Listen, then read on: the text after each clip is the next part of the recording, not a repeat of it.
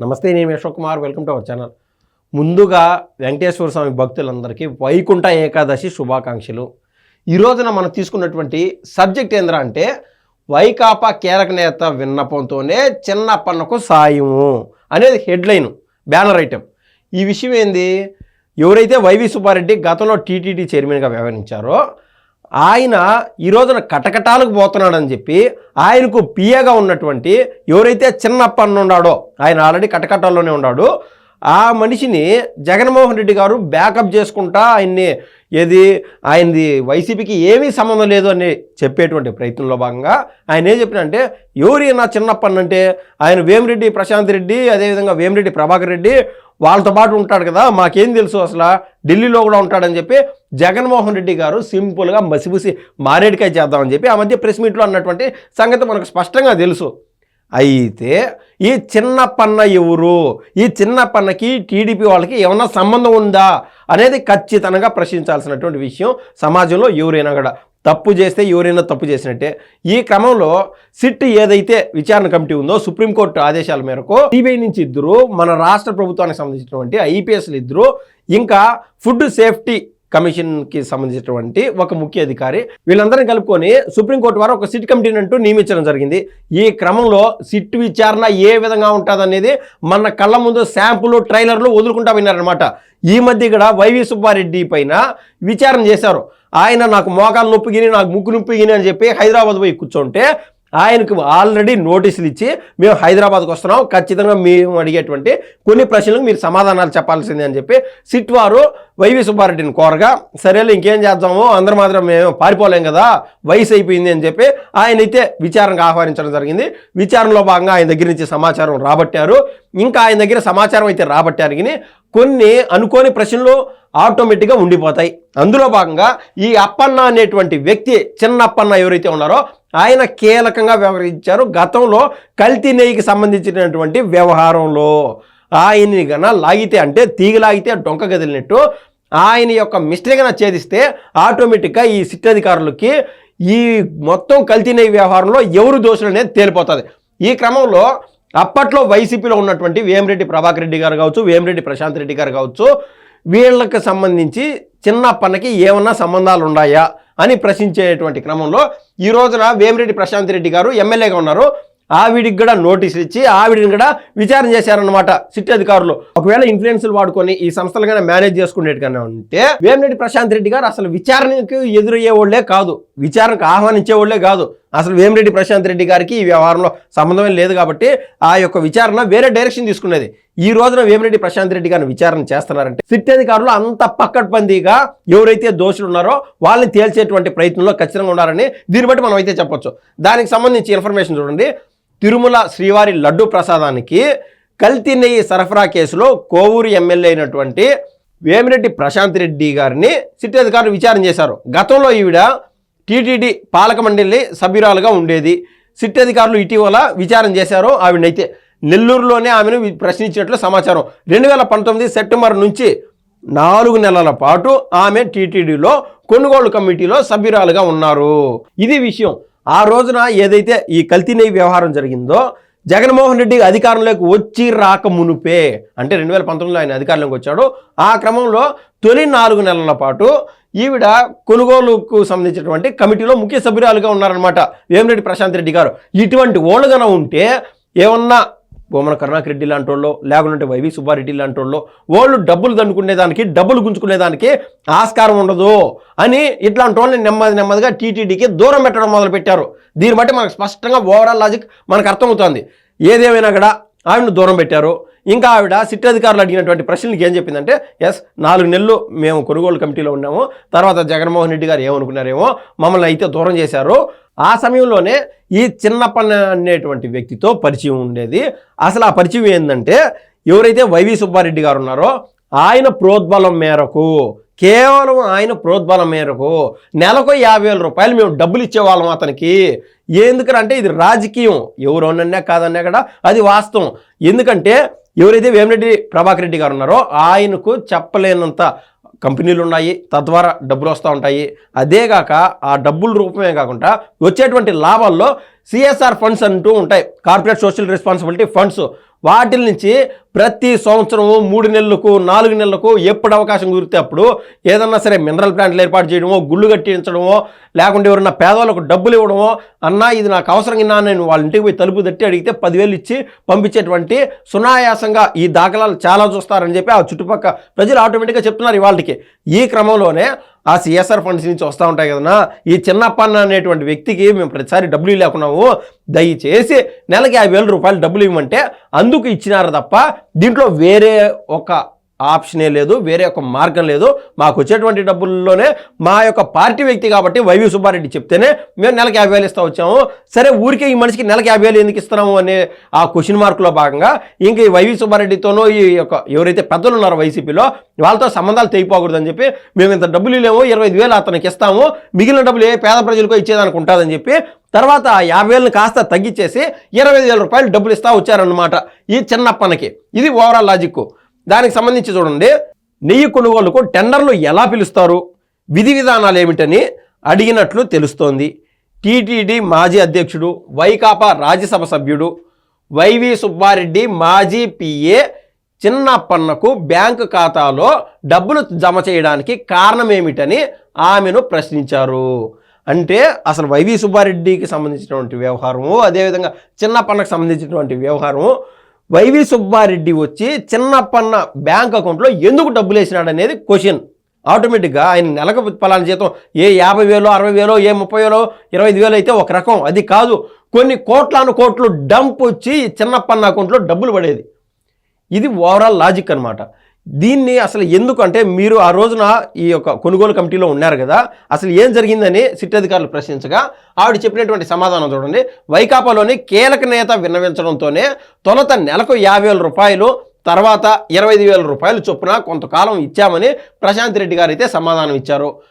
తాము ఎందరికో మానవతా దృక్పథంతో సాయం చేస్తున్నామని, అందులో భాగంగానే అతనికి డబ్బులు ఇచ్చామని తెలిపారు. చిన్నప్పన్న ఎప్పుడూ తమ దగ్గర పని చేయలేదని, పిఏగాను లేరని బదులిచ్చారు. ఇది బేసిక్ లాజిక్ చూడండి.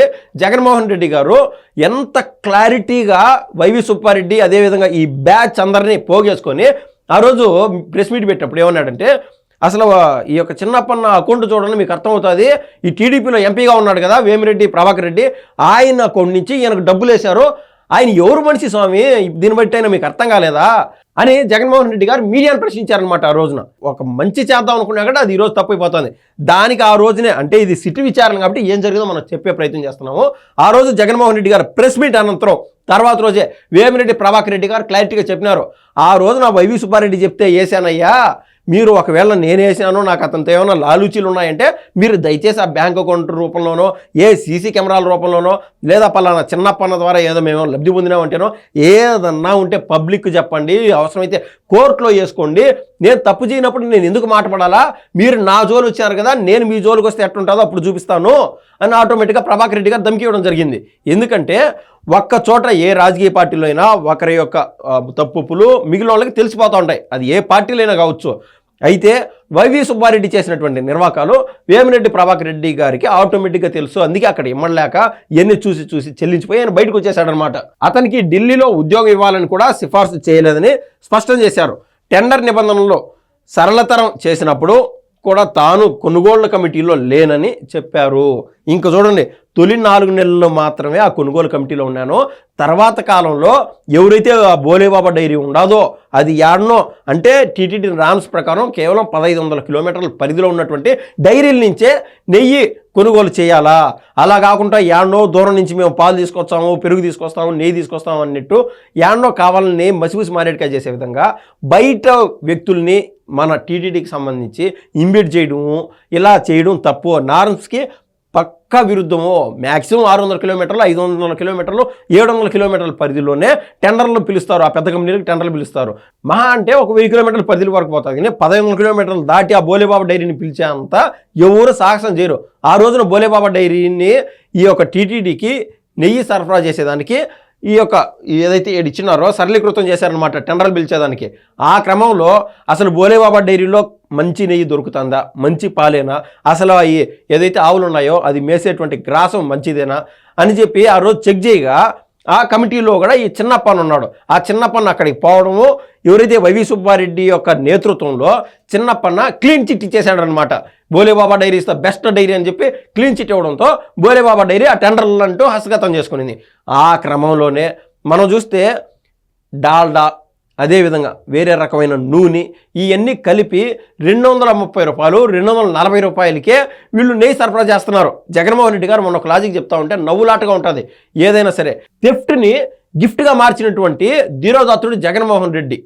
ఏంది ఆ రోజున జగన్మోహన్ రెడ్డి గారు అన్నారు కదా, పరకామణిలో కేవలం 9 నోట్లంట 72,000 రూపాయలు అయితే ఏకంగా 13 కోట్లు ఇచ్చాడు కదా స్వామి, అంతకంటే బేసిక్ ఏమున్నదంటే, అంటే దేవుడితోనే మీరు పరిహాసాలా, అంటే దేవుడికి కూడా లంచం ఇస్తారా?